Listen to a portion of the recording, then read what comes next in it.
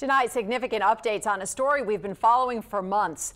People in Harahan, River Ridge, and Wagamin have been blaming the Jefferson Parish landfill for an awful odor they say hurt their eyes and caused breathing problems.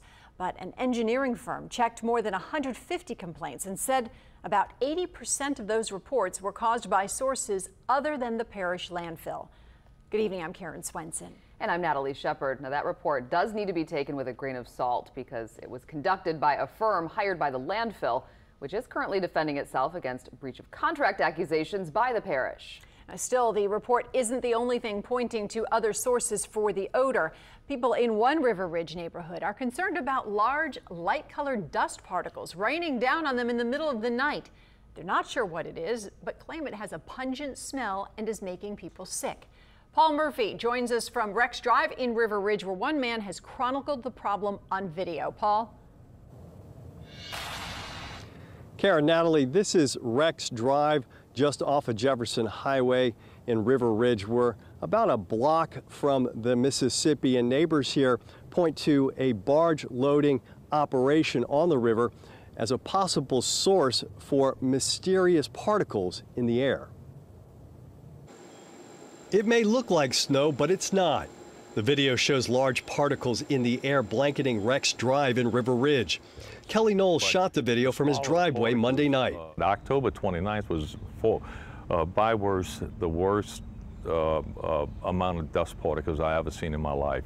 I actually physically got sick that morning, and the next day I had congestion, my nose was running, eyes burning. Knowles has been shooting videos like this since May. He points to a midstream barge operation on the Mississippi River not far from his house as a possible source of the flying particulate. You can see cranes on the river at the end of his street.